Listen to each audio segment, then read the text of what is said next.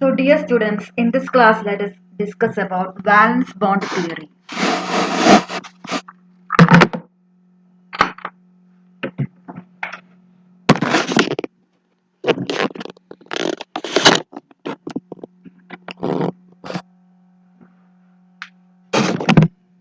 Valence bond theory is primarily the work of Linus Pauling and it regards bonding as the overlap of atomic or hybrid orbitals of individual atoms.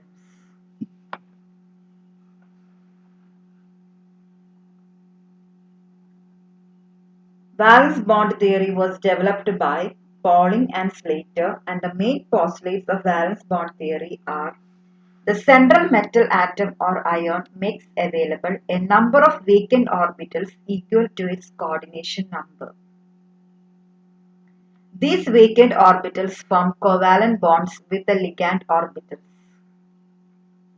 A covalent bond is formed by the overlap of a vacant metal orbital and filled ligand orbitals.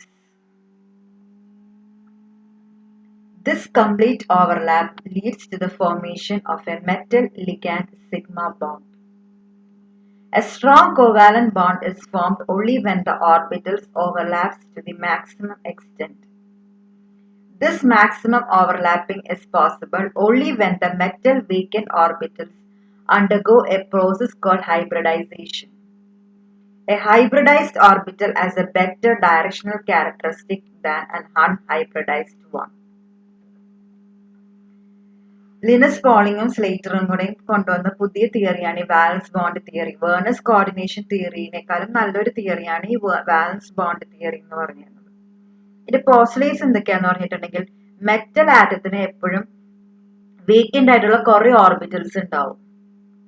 ആ vacant ഓർബിറ്റൽസിന്റെ എണ്ണം എന്ന് പറയുന്നത് എപ്പോഴും coordination നമ്പറിന് equal ആയിരിക്കും. എത്രയാണ് coordination? 6 coordination number എങ്കിൽ 6 vacant orbitals ഉണ്ടാവാൻ സാധ്യതയുണ്ട് മെറ്റൽ ആറ്റത്തിന്.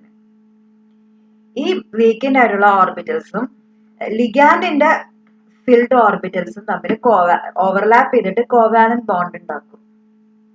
അപ്പൊ കോവാലന്റ് ബോണ്ട് അങ്ങനെയാണ് ഉണ്ടാവുന്നത്. വേക്കന്റ് മെറ്റലിന്റെ ഓർബിറ്റലും ഫില്ല് ചെയ്തേക്കുന്ന ലിഗാൻഡിന്റെ ഓർബിറ്റൽസും കൂടി തമ്മിൽ ഓവർലാപ്പ് ചെയ്യും. അപ്പൊ അതൊരു സിഗ്മ ബോണ്ട് ഉണ്ടാവും. അതാണ് ഇതിന്റെ കോർഡിനേറ്റ് ബോണ്ട് അല്ലെങ്കിൽ കോർഡിനേഷൻ കോംപ്ലക്സിലുള്ള ബോണ്ട് എന്ന് പറയുന്നത്, മെയിൻ ബോണ്ട്. ഇനി ഒരു നല്ലൊരു കോവാലന്റ് ബോണ്ട് ഉണ്ടാക്കണമെങ്കിൽ ഏറ്റവും മാക്സിമം ആയിട്ട് ഓർബിറ്റൽസ് ഓവർലാപ്പ് ചെയ്യണം. ഏറ്റവും മാക്സിമം ഓവർലാപ്പിംഗ് നടത്തണമെങ്കിൽ ശരിക്കും മെറ്റലിന്റെ ഓർബിറ്റൽസ് ഹൈബ്രിഡൈസേഷൻ അണ്ടർഗോ ചെയ്യണം. ഹൈബ്രിഡൈസേഷൻ എല്ലാവരും പഠിച്ചതാണ്. അപ്പൊ ഹൈബ്രിഡൈസ്ഡ് ആയിട്ടുള്ള ഓർബിറ്റൽ ആയിരിക്കും കൂടുതൽ ഓവർലാപ്പ് ചെയ്യുക. കാരണം അതിന് ബെറ്റർ ആയിട്ടുള്ള ഡയറക്ഷണൽ പ്രോപ്പർട്ടീസ് അല്ലെങ്കിൽ ക്യാരക്ടറിസ്റ്റിക് ഉണ്ട്. അതുകൊണ്ട് ഹൈബ്രിഡൈസ്ഡ് ഓർബിറ്റലിനേക്കാൾ എപ്പോഴും നല്ലത് ഹൈബ്രിഡൈസ്ഡ് ഓർബിറ്റൽ ആയിരിക്കും ലിഗാൻഡിന്റെ ഓർബിറ്റലായിട്ട് ഓവർലാപ്പ് ചെയ്യുന്നത്. അപ്പൊ ഇതാണ് ഇമ്പോർട്ടന്റ് പോസ്റ്റുലേറ്റ്സ്. അപ്പൊ കോംപ്ലക്സിന്റെ ജോമെട്രി ഓവർലാപ്പിംഗ് അല്ലെങ്കിൽ ഹൈബ്രിഡൈസേഷൻ അനുസരിച്ച് വ്യത്യാസപ്പെടും. അപ്പൊ കോംപ്ലക്സിന്റെ ജോമെട്രി എങ്ങനെ വരുന്നതെന്ന് നമുക്ക് നോക്കാവുന്നതാണ്. So the following table gives the coordination number, orbital hybridization and spatial geometry of the complexes. For example, if coordination number is 4, യൂഷ്വലായിട്ട് കാണുന്നത് 2 ആണെങ്കിൽ sp hybridization ആണ്. ഇപ്പൊ ലീനിയർ ആണ്, പക്ഷെ അത് അധികം കാണാറില്ല. കൂടുതലായിട്ടും കാണുന്നത് 4ഉം 6ഉം ഉള്ളവരാണ്. ഇപ്പൊ കോർഡിനേഷൻ നമ്പർ 4 ആണെങ്കിൽ sp3 ഹൈബ്രിഡൈസേഷൻ ഉണ്ടാവാൻ സാധ്യതയുണ്ട്. അപ്പൊ ടെട്രാഹൈഡ്രൽ ആയിരിക്കും കോംപ്ലക്സിന്റെ ഷേപ്പ് എന്ന് പറയുന്നത്. ഈ 4 തന്നെ കോർഡിനേഷൻ നമ്പർ വരുമ്പോ ടെട്രാഹൈഡ്രൽ തന്നെ ആവണമെന്നില്ല. ചിലപ്പോ sp3 ഹൈബ്രിഡൈസേഷൻ പകരം dsp2 ഹൈബ്രിഡൈസേഷൻ കാണിക്കാം. dsp2 ഹൈബ്രിഡൈസേഷൻ ആണെങ്കിൽ ഷേപ്പ് സ്ക്വയർ പ്ലെയിനർ ആയിരിക്കും. അതായത് 4 കോർഡിനേഷൻ നമ്പർ വരുമ്പോൾ 2 ജോമെട്രി വരാൻ സാധ്യതയുണ്ട്. ഒന്ന് ടെട്രാഹൈഡ്രലും ഒന്ന് സ്ക്വയർ പ്ലെയിനറും. ടെട്രാഹൈഡ്രൽ ആണെങ്കിൽ sp3 ഹൈബ്രിഡൈസേഷൻ ആയിരിക്കും. സ്ക്വയർ പ്ലെയിനർ ആണെങ്കിൽ dsp2 ഹൈബ്രിഡൈസേഷൻ ആയിരിക്കും. ഇതൊക്കെ വാലൻസ് ബോണ്ട് തിയറിയുടെ പ്രത്യേകതകളാണ്. കോർഡിനേഷൻ നമ്പർ 6 ആണെങ്കിൽ ഹൈബ്രിഡൈസേഷൻ വരാൻ സാധ്യതയുള്ള sp3d2 ആണ്. ഈ sp3d2ന്റെ പ്രത്യേകത എന്ന് പറഞ്ഞിട്ടുണ്ടെങ്കിൽ ഔട്ടർ ഡി ഓർബിറ്റൽസ്, ഔട്ടർ ഷെല്ലിന്റെ ഏറ്റവും അവസാനത്തെ ഷെല്ലിന്റെ ഡി ഓർബിറ്റൽസ് ആണ് ഉപയോഗിക്കപ്പെടുന്നത്. അതുകൊണ്ടാണ് ഇതിനെ sp3d2 എന്ന് നമ്മൾ വിളിക്കുന്നത്. അപ്പൊ shape of the complex is octahedral. കോംപ്ലക്സിന്റെ ഷേപ്പ് ഒക്ടാഹെഡ്രൽ ആണ്. ഇനി സിക്സ് കോർഡിനേഷൻ നമ്പർ വന്നു കഴിഞ്ഞിട്ടുണ്ടെങ്കിൽ എപ്പോഴും sp3d2 തന്നെ ആവണമെന്നില്ല. ചിലപ്പോൾ d2sp3 ആവാം. d2sp3 എന്ന് പറഞ്ഞു കഴിഞ്ഞാൽ എന്താ? ഇന്നർ ഷെല്ലിന്റെ ഡി ഓർബിറ്റൽസ് ആണ് ഉപയോഗിക്കപ്പെടുന്നത്. ഇന്നർ ഷെല്ലിന്റെ ഡി ഓർബിറ്റൽസ് ആണ് ഉപയോഗിക്കപ്പെടുന്നതെങ്കിൽ നമ്മൾ ഹൈബ്രിഡൈസേഷനെ വിളിക്കുന്നതാണ് d2sp3 ഹൈബ്രിഡൈസേഷൻ. അപ്പൊ കോംപ്ലക്സിന്റെ ജോമെട്രിയുടെ ഷേപ്പ് എന്ന് പറയുന്നത് ഒക്ടാഹെഡ്രൽ ആയിരിക്കും. അപ്പൊ നമ്മൾ മെയിൻ ആയിട്ടും ഇത് നാലുമാണ് നമ്മൾ ഈ മൊഡ്യൂളിൽ പരിചയപ്പെടുക. ടെട്രാഹെഡ്രൽ കോംപ്ലക്സും സ്ക്വയർ പ്ലെയിനാർ കോംപ്ലക്സും ഒക്ടാഹെഡ്രൽ കോംപ്ലക്സും. മാഗ്നറ്റിക് മൊമെന്റ് എന്താണെന്ന് നോക്കാം. മാഗ്നറ്റിക് മൊമെന്റ് വളരെ ഈസി ആയിട്ട് കണ്ടുപിടിക്കാൻ വാലൻസ് ബോണ്ട് തിയറിക്ക് പറ്റുന്നുണ്ട്. അതുകൊണ്ടാണ് നമ്മൾ ഇവിടെ മാഗ്നറ്റിക് മൊമെന്റ് കാര്യമായിട്ട് പഠിക്കുന്നത്. A species having at least one unpaired electron is said to be paramagnetic. It is attracted by an external magnetic field. The paramagnetic moment is given by the following spin-only formula. Mu s is equal to root of n into n plus 2 bm, where mu is a spin-only magnetic moment, n is the number of unpaired electrons, and bm is Bohr magneton, the unit which expresses the magnetic moment. When the species does not contain any unpaired electrons, it is diamagnetic. For example, if number of unpaired electrons is 1, the spin-only magnetic moment is 1.73 bm. Root of 1 into 1 plus 2, 1.73. Now, if the number of unpaired electrons is 2, it is root of 2 into 2 plus 2, 2.83 Bohr magneton. If number of unpaired electrons is 3, it is root of 3 into 3 plus 2, 3.87 Bohr magneton. And if number of unpaired electrons is 4, it is root of 4 into 4 plus 2, 4.9 Bohr magneton. And if it is 5 unpaired electrons are present, spin only magnetic moment is root of 5 into 5 plus 2 is equal to 5.92 Bohr magneton. അതായത് magnetic moment വളരെ easy ആയിട്ട് വാലൻസ് bond theory വെച്ച് calculate ചെയ്യാൻ പറ്റും. ഏതെങ്കിലും ഒരു unpaired electron ഉണ്ടെങ്കിൽ ആ കോംപ്ലക്സ് എപ്പോഴും പാരാമാഗ്നറ്റിക് ആയിരിക്കും. പാരാമാഗ്നറ്റിക് എന്ന് പറഞ്ഞു കഴിഞ്ഞിട്ടുണ്ടെങ്കിൽ വേറൊരു മാഗ്നറ്റിക് ഫീൽഡ് ആയിട്ട് അത് അട്രാക്റ്റഡ് ആവും. ഇനി ഒറ്റ അൺപെയർഡ് ഇലക്ട്രോൺസ് ഇല്ല, എല്ലാം പെയർഡ് ഇലക്ട്രോൺസ് ആണെങ്കിൽ അത് ഡയാമാഗ്നറ്റിക് ആവും.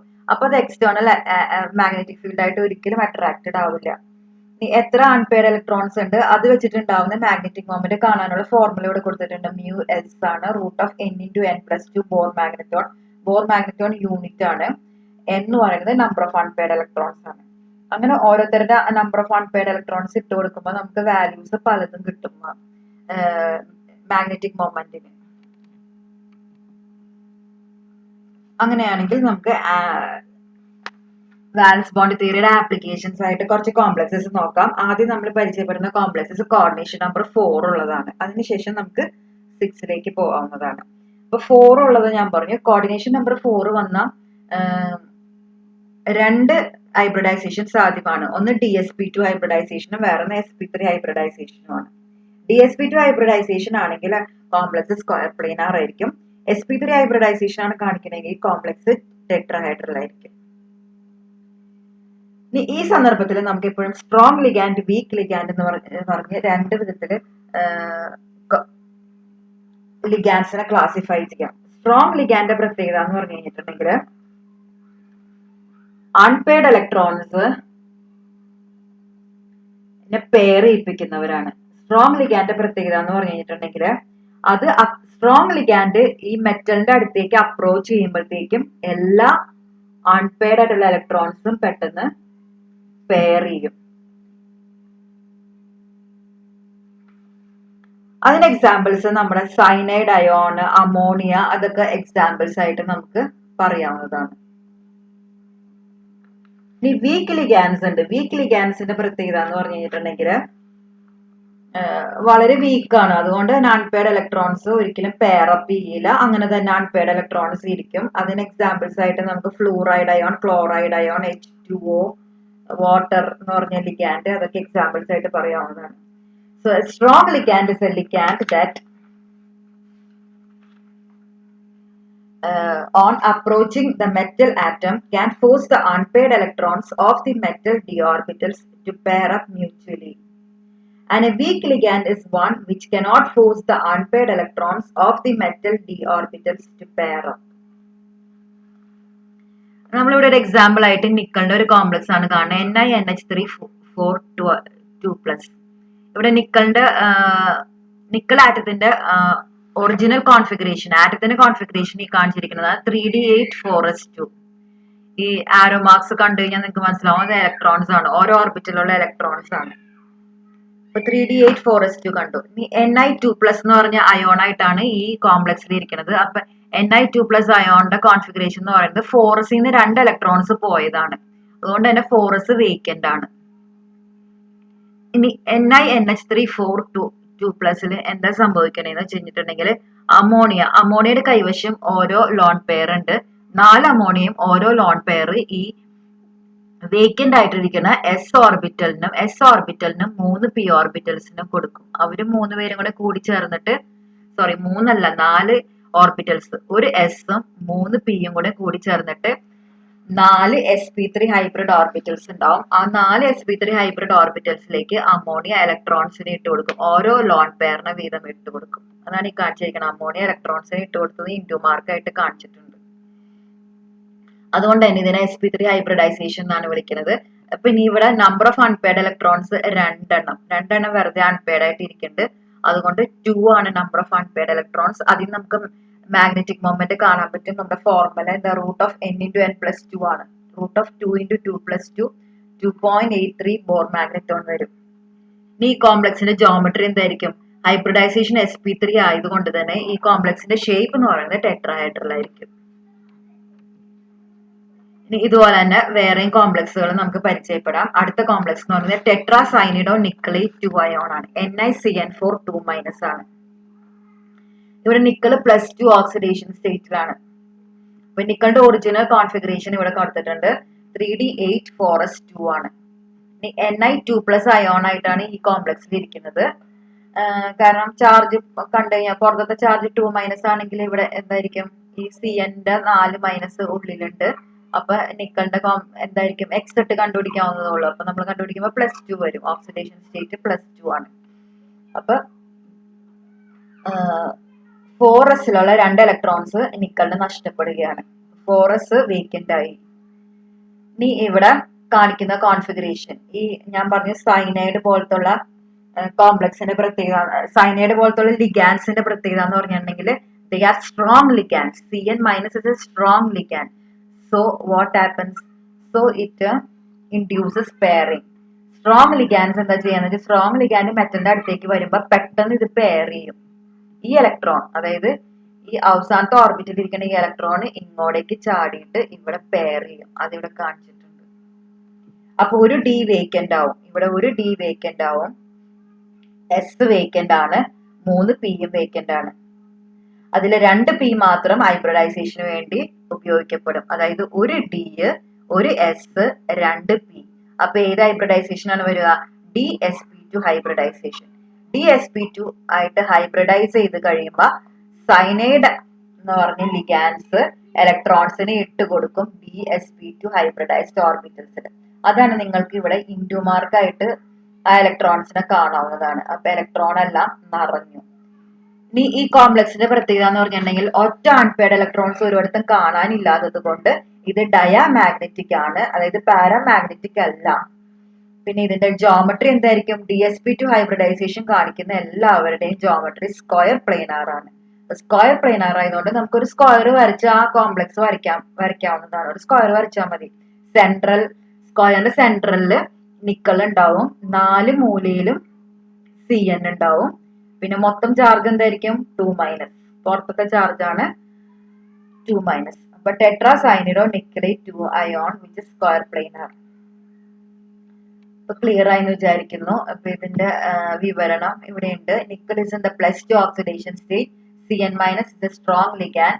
So 4 Cn- approach the Ni2+, thereby affecting the pairing up of 2 unpaired electrons in Ni2+, leaving one 3d orbital vacant. The one 3D, one 4s and two 4p vacant orbitals of Ni2 plus hybridized to form 4 dsp2 hybrid orbitals arranged in a square planar fashion. These 4 empty dsp2 hybrid orbitals accommodate the 4 electron pairs from the 4 Cn- ions. അടുത്ത complex ഇതുപോലെ തന്നെ വേറൊരു complex പരിചയപ്പെടാം. ടെട്രാക്ലോറിഡോ നിക്കലേറ്റ് 2 ion NiCl4 2 minus. In NiCl4 2 minus, nickel is in the +2 oxidation state, but Cl minus is a weak ligand. As the 4 Cl minus ions approach the Ni2 plus ion, they do not disturb the 3d electrons of Ni2 plus. The hybridization that occurs here is sp3, that is the 1 4s and the 3p vacant orbitals of Ni2 plus hybridized to form 4 sp3 hybrid orbitals arranged tetrahedrally. These 4 sp3 hybrid orbitals accommodate the 4 electron pairs from 4 Cl minus ions. The bonding scheme is shown in the next slide. Oxidation number നമുക്കറിയാവുന്നതാണ് നിക്കലിന്റെ +2 ആണ്. ഇനി ഓരോ ക്ലോറിനും 2 ഇലക്ട്രോണോ donate ചെയ്യും. നിക്കലിന്റെ original configuration 3d8 4s2 ആയിരുന്നു. അപ്പൊ നമുക്ക് ഇവിടെ കാണിച്ച 3d8 4s2 ഉണ്ട്. പക്ഷെ Ni2 പ്ലസ് ആയതുകൊണ്ട് 4s വേക്കന്റ് ആയി. ഇനി sp3 ഹൈബ്രിഡൈസേഷൻ നടക്കാൻ വേണ്ടി എന്താ പറയാ ഒരു എസും 3 പിയും കൂടെ കൂടിച്ചേർന്ന് sp3 ഹൈബ്രിഡ് ഓർബിറ്റൽസ് ഉണ്ടായി. ആ sp3 ഹൈബ്രിഡ് ഓർബിറ്റൽസിലേക്ക് ക്ലോറിന് ഇലക്ട്രോൺസിന് ഇട്ട് കൊടുക്കുമ്പോൾ ഓരോ ഓർബിറ്റലിന് 2 ഇലക്ട്രോൺസ് ഓക്യുപ്പൈ ചെയ്യുമ്പോൾ പക്ഷെ നമുക്കറിയാവുന്നതാണ് ഇവിടെ 2 ഇലക്ട്രോൺ വേക്കന്റ് ആയിട്ട് കിടക്കുന്നുണ്ട്. വേക്കന്റ് അല്ല സോറി അൺപെയർഡ് ആയിട്ട് കിടക്കുന്നുണ്ട്. അതുകൊണ്ട് ഈ കോംപ്ലക്സ് എന്തായിരിക്കും പാരാമാഗ്നറ്റിക് ആയിരിക്കും because it contains 2 unpaired electrons. ഇതന്നെ അടുത്ത സ്ലൈഡിലും കാണിക്കുന്നുണ്ട്. ഇതാണ് നിക്കൽ ആറ്റത്തിന്റെ original configuration 3d8 4s2. Ni2 പ്ലസിൽ എന്ത് സംഭവിക്കും? ഈ 4സിലെ 2 ഇലക്ട്രോൺസിനെ നഷ്ടപ്പെടും. അപ്പൊ 4s വേക്കന്റ് ആയി. ഇനി എല്ലാവർക്കും അറിയാവുന്നതാണ് ക്ലോറിൻ വീക്ക് ലിഗാൻഡ് ആണ്. ക്ലോറിന് പെയറിങ്ങിനെ പ്രേരിപ്പിക്കാൻ പറ്റില്ല, അല്ലെങ്കിൽ ക്ലോറിൻ വരുമ്പോൾ പെയറിങ് നടക്കില്ല. അങ്ങനെ തന്നെ ഇലക്ട്രോൺസ് ഒറ്റയ്ക്ക് തന്നെ ഇരിക്കുകയാണ് ഇവിടെ. പക്ഷെ ഒരു എസും 3 പിയും കൂടെ ഹൈബ്രിഡൈസ് ചെയ്തിട്ട് sp3 ഹൈബ്രിഡ് ഓർബിറ്റൽസ് ഉണ്ടാവും. അതിലേക്ക് ക്ലോറിൻ ഇലക്ട്രോൺസിനെ ഇട്ട് കൊടുക്കും. ഓരോ ക്ലോറിനും ഓരോ ഇലക്ട്രോൺ പെയറിനെ ഇട്ട് കൊടുക്കും. അപ്പൊ അതെല്ലാം നിറയും. പക്ഷെ ഇവിടെ 2 ഹാഫ് ഫിൽഡ് ആയിട്ടുള്ള 2 ഓർബിറ്റൽസ് ഉണ്ട്. അതുകൊണ്ട് ഈ കോംപ്ലക്സ് എന്തായിരിക്കും പാരാമാഗ്നറ്റിക് സ്വഭാവമാണ് കാണിക്കുക. ഈ sp3 ഹൈബ്രിഡൈസേഷൻ ആയതുകൊണ്ട് ഇതിന്റെ കോംപ്ലക്സിന്റെ ഷേപ്പ് എന്ന് പറയുന്നത് ടെട്രാഹെഡ്രൽ ആയിരിക്കും. ഇപ്പൊ ടെട്രാഹെഡ്രൽ ആയിട്ട് ഇവിടെ കാണിച്ചിട്ടുണ്ട്. ഈ ഷേപ്പിന്റെ പേരാണ് എന്ത് ടെട്രാഹെഡ്രൽ എന്ന് പറഞ്ഞ ഷേപ്പ്. ഇനി ഇതുപോലെ വേറെ കോംപ്ലക്സിനെ പരിചയപ്പെടാം. എല്ലാം നമ്മളിപ്പോ പഠിച്ച എല്ലാ കോംപ്ലക്സസും എന്തായിരുന്നു കോർഡിനേഷൻ നമ്പർ 4 ആണ്. അടുത്ത ക്ലാസ്സിൽ നമുക്ക് കോർഡിനേഷൻ നമ്പർ 6 ഉള്ളവരെ പരിചയപ്പെടാം. അപ്പൊ 4 ഉള്ള കോർഡിനേഷൻ നമ്പർ 4 ഉള്ള ഒരു കോംപ്ലക്സും കൂടെ നോക്കുക. Tetra carbonyl nickel 0 NiCO4. ഇതൊരു ന്യൂട്രൽ കോംപ്ലക്സ് ആണ്. ഇപ്പൊ in NiCO4 nickel is in the 0 oxidation state. CO is a strong ligand. As the 4 CO molecules approach, the 2 4s electrons in the nickel atom are forced into the 3d level and made up to pair with the 2 unpaired d electrons. The 4s level is thus made empty and thereby available for hybridization. The 4s and the 4p vacant orbitals of nickel hybridized to form 4 sp3 hybrid orbitals arranged tetrahedrally. These 4 sp3 hybrid orbitals accommodate the 4 electron pairs from 4 CO molecules. The complex thus has tetrahedral geometry. Since it contains no unpaired electrons, it is a diamagnetic.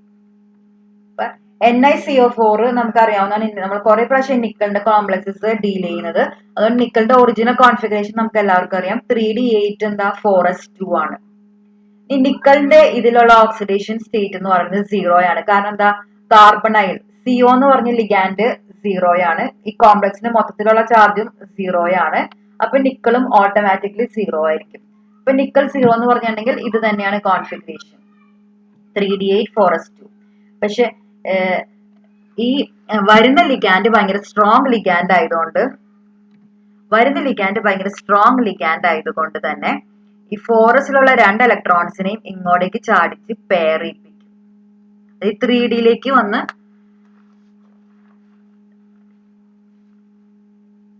3D ഓർബിറ്റൽസിലേക്ക് വരും. 3D ഓർബിറ്റൽസിൽ 2 half filled ആയിട്ട് ഇരിക്കുന്നുണ്ട്. ഇതും half filled ആണ്, ഇതും half filled ആണ്. അപ്പൊ അതിലേക്ക് വന്നതെന്ന് അറിയും. അപ്പൊ രണ്ടും ഫുള്ളി ഫിൽഡ് ആവും. എന്നിട്ട് ഫോറസ് വേക്കന്റ് ആവും. ഇപ്പൊ ഫോറസ് വേക്കന്റ് ആയിട്ട് ഇരിക്കുകയാണ്. ഫോറസ് മാത്രമല്ല 4p വേക്കന്റ് ആണ്. അപ്പൊ ഒരു ഫോറസ് എന്ന് പറഞ്ഞ ഓർബിറ്റലും 3 4p എന്ന് പറഞ്ഞ ഓർബിറ്റൽസും കൂടെ മിക്സ് ചെയ്ത് ഹൈബ്രിഡൈസ് ചെയ്ത് പുതിയ sp3 ഹൈബ്രിഡ് ഓർബിറ്റൽസ് ഉണ്ടാവും. ആ പുതിയ sp3 ഹൈബ്രിഡ് ഓർബിറ്റൽസിലേക്ക് നമ്മുടെ ലിഗാൻഡ് ആയ കാർബൺ മോണോക്സൈഡ് മോളിക്യൂൾസ് അല്ലെങ്കിൽ CO ഗ്രൂപ്പ് ഇലക്ട്രോൺസിനെ ഇട്ട് കൊടുക്കും. അത് ഇൻഡുമാർക്കായിട്ട് കാണാവുന്നതാണ്. ഓരോ ഓർബിറ്റലിനും ഓരോ ഇലക്ട്രോൺ പെയർ ഇട്ട് കൊടുക്കും. അപ്പൊ ഇങ്ങനെയായിരിക്കും അവസാനത്തെ ഇലക്ട്രോണിക് കോൺഫിഗറേഷൻ എന്ന് പറയുന്നത് ഇങ്ങനെയായിരിക്കും. ഇനി നോക്കിക്കേ, ഇവിടെ ഒരിടത്തും പോലും അൺപെയർഡ് ആയിട്ടുള്ള ഇലക്ട്രോൺസ് ഇല്ല. അതുകൊണ്ട് ഇത് ഡയാമാഗ്നറ്റിക് സ്വഭാവമാണ് കാണിക്കുക. ഡയാമാഗ്നറ്റിക് സ്വഭാവമായിരിക്കും. ഈ ഹൈബ്രിഡൈസേഷൻ sp3 ആയതുകൊണ്ട് തന്നെ ഇതിന്റെ ജോമെട്രി ടെട്രാഹെഡ്രൽ ജോമെട്രി ആയിരിക്കും. ടെട്രാഹെഡ്രൽ ആയിട്ടുള്ള കോംപ്ലക്സ് ആയിട്ടാണ് ഇതിരിക്കുക. ടെട്രാഹെഡ്രൽ ഓൾറെഡി ഞാൻ കാണിച്ചതാണ് എങ്ങനെ ഇരിക്കുന്നതിന്റെ ഷേപ്പ് എന്ന്. ഇപ്പൊ ടെട്രാഹെഡ്രൽ ആകുമ്പോൾ നിക്കൽ സെൻട്രലും 4 അറ്റത്തും CO ലിഗാൻസും ഉണ്ടാവും. ഓക്കെ, അപ്പൊ ഇതാണ് കോർഡിനേഷൻ നമ്പർ 4ന്റെ ബോണ്ടിങ് വരുന്നത്. അടുത്ത ക്ലാസ്സിൽ കോർഡിനേഷൻ നമ്പർ 6ന്റെ ബോണ്ടിങ് പഠിക്കാം. Okay, thank you.